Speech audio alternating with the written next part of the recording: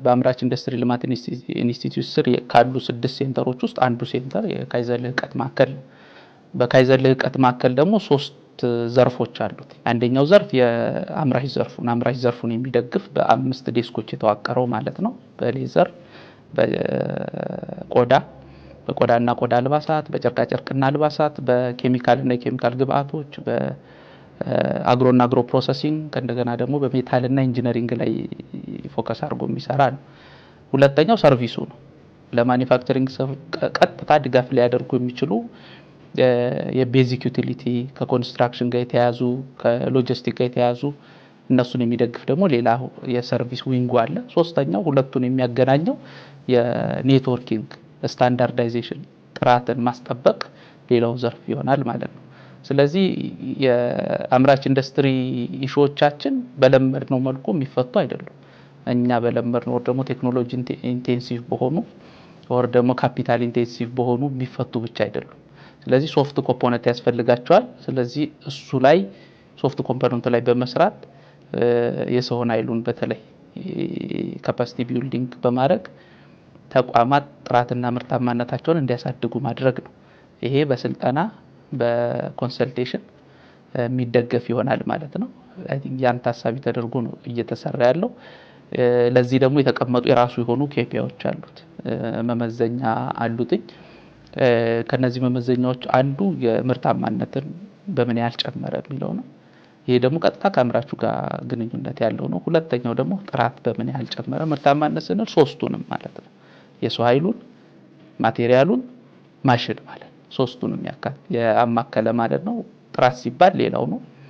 ሌላው ኮስት ጋር የተያዘ ከፍተኛ የብክነት ኢሹ አለ። ኮስት ጋር ተያይዞ ያለ ብክነት አለ። ኮስት ሚኒማይዝ ማድረግ የአንዱ እንደ ኪ ፐርፎርማንስ ኢንዲኬተር ብለን የምንወስደው ነው። ሌላው ዴሊቨሪ ነው።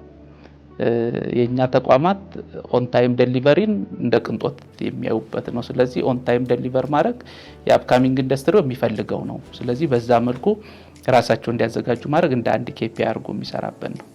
ሌሎቹ ሶፍት ኮምፖነንቶች ናቸው፣ የዚህ ውጤት ናቸው። ለምሳሌ ሰራተኛ ተነሳሽነት መጨመር፣ ሞራሉን ከፍ ማድረግ፣ ኢንቫይሮንመንቱን መጠበቅ፣ እነዚህ የዚህ ሃርድ ኮምፖነንቱ ውጤቶች ይሆናሉ በኋላ ላይ ማለት ነው።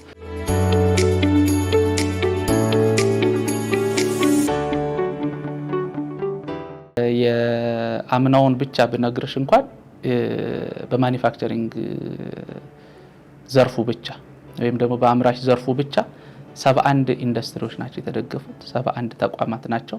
52 ኢንዱስትሪዎች ስልጠና ተሰጥቷቸዋል። ከ6000 በላይ ሰራተኞች ስልጠና ወስደዋል። የማኒፋክቸሪንግ ዘርፉን ብቻ በትስስር በሰርቪስ የተሰጠውን ካየን ወደ 16000 አካባቢ ሰው ነው ስልጠና ብቻ መውሰድ የቻለው ማለት ነው። ከዚህ ላይ ኮንሰልቴሽን ይወሰዳል። የዚህ ድምር ውጤት ደግሞ ቅድም እንዳልኩሽ ከኪ ፐርፎርማንስ ኢንዲኬተር አንፃር ከፍተኛ ለውጥ አምጥቷል። በትንሹ ከ15 እስከ 29 የሚደርስ የፕሮዳክቲቪቲ እድገትን አሳይቷል። እኛ በየ6 ወሩ በምንወስደው ዳታ ማለት ነው።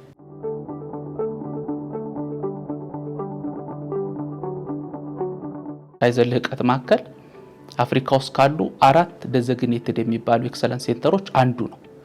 የኢትዮጵያ አለ፣ ትልቁን ድርሻ የሚወስደው ኢትዮጵያ ነው። ሁለተኛው ሞሪሼስ አለ፣ ሶስተኛው ደቡብ አፍሪካ ነው ፕሮዳክቲቪቲ ሴንተሩ፣ አራተኛው ቱኒዚያ ነው። ከዚህ ውስጥ ትልቁን ድርሻ አፍሪካ ላይ ካይዘንን በማኒፋክቸሪንግ በአምራቹና በሰርቪስ ተቋሙ ላይ ዲስሚኔት እንዲያደርግላቸው የሚፈልጉት ትልቁ ተቋም ካይዘን ነው። ስለዚህ ይሄ በብዙ ሊታይ ይችላል። ስፔሻሊ ደግሞ ዲፕሎማሲውን ከማጠናከር አንፃር ማለት ነው። ከዚህ በፊት እንግዲህ ጋና ላይ ስልጠና ተሰጥቷል። በጋና ሲቪል ሰርቪስ ትሬኒንግ ሴንተርን ታሳቢ ተደርጎ ስልጠና ተሰጥቷል። ስልጠና መስጠት ብቻ አይደለም፣ ለ6 ወር የሚቆይ የትግበራ በማኒፋክቸሪንግ እና በሰርቪስ ተቋማት ላይ ተተግብሯል። በእኛው ኳሊቲ አሹራንስ ሄደው ኢቫሉዌት አድርገውታል። ምን ያህል ደረጃ ነው ሄደው የሚለውን ማለት ነው። በሁለተኛ ደረጃ የተሰራው የስልጠና የተሰጠው በሃይ ሌቭል ናይጄሪያ ላይ ነው። ናይጄሪያ ላይ በሃይ ሌቭል ስልጠና ተሰጥቷል። ሃይ ሌቭል ዴሊጌቶች ብቻ ያሉበት ስልጠና ተሰጥቷል። በሶስተኛ ደረጃ አሁን እየገባንበት ያለ ነው የኬንያው ላይ እየተሰጠ ያለው ነው። እሱም በተመሳሳይ በኢትዮጵያ በሃይ ሌቭል ተሰጥቷል። ከእንደገና ደግሞ በኬንያ ሀገር ላይ ከየሴክተሩ በተወጣጡ በሚድል እና ቶፕ ሌቭል ማኔጅመንቶች መስጠት ተችሏል ማለት ነው። እንግዲህ አንደኛ ካይዘን ከጥራትና ምርታማነትን ከማስጠበቅ አንጻር የአካባቢው ላይ የሚጫወተው ሚና ከፍ ያደርግለታል ማለት ነው። ስፔሻሊ ምስራቅ አፍሪካ ላይ የሚጫወተው ሚና አሁን ትልቁን ድርሻ ይወስዳል። ምስራቅ አፍሪካ ላይ ብቻ አይደለም፣ እንደ አፍሪካም እንግዲህ ካይዘን ብለን ስናነሳ ኳሊቲ ኤንድ ፕሮዳክቲቪቲ ኢምፕሩቭመንት ነው። ዓለም ላይ የሚታወቀው ጃፓኖች ናቸው። አሁን ላይ ጃፓኖችን አይደለም ጃፓን ሀገር ሄደን እንሰልጥን ሲሉ አይሰጧቸውም እድሉ። ኢትዮጵያ ላይ ኦልሬዲ ባለሙያ ያለ ኮምፕሌክስ ተገንብቷል። ስለዚህ ከዚህ ወይ ወደዛ ሄዳችሁ ሰለጥናላችሁ፣ ካልሆነ ግን እነሱ ወደዚህ መጥተው ያሰለጥናሉ ነው የሚላቸው ኢቭን ጃይካዎቹ ማለት ነው። ስለዚህ በአፍሪካ ደረጃ ካይዘንን ዲስሚኔት ማድረግ የሚችል ትልቅ ተቋም ሆኗል ማለት ነው።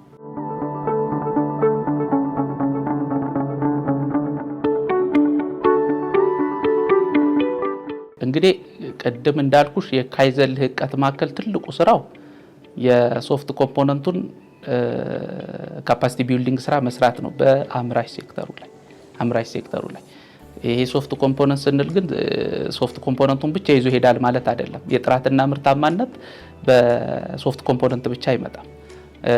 ጥራት ላይ ምርታማነት ላይ የሚሰጡ ትሬኒንጎችን ከቤዝ ላይን አሰስመንት ተነስቶ ይሰራል። የተሰጡ አሳይመንቶች ደግሞ ከነዚህ ከቤዝ ላይን አሰስመንት ተነስተው የሚገኙ ርዕሰ ጉዳዮች ፎከስ የሚያደርጉት ብዙ ጊዜ ሃርድ ነገር ላይ ነው፣ ፊዚካል የሆነ ነገር ላይ ነው። ጥራት ይሻሻል፣ ምርታማነት ይጨምር። ሶፍት ኮምፖነንቱን እስከ ዛሬ ነግሌክት አድርጎት ነበር። ስለዚህ ከኢትዮጵያ ታምርትም አልቲሜት ጎሉ ኳሊቲ ኤንድ ፕሮዳክቲቪቲ ኢንሃንስ በማድረግ ኮምፒቲቲቭነስን መጨመር ነው። ኮምፒቲቲቭ እንዲሆኑ ብቻ ሳይሆን ተመራጭም እንዲሆኑ።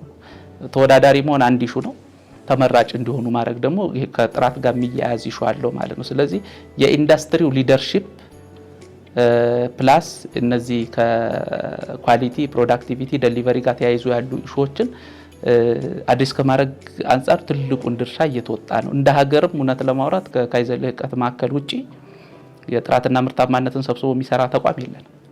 ስለዚህ ካይዘን በአምራች ዘርፉ ያንን ትልቁን ድርሻ እየተወጣ ነው ብለን እናስባለን።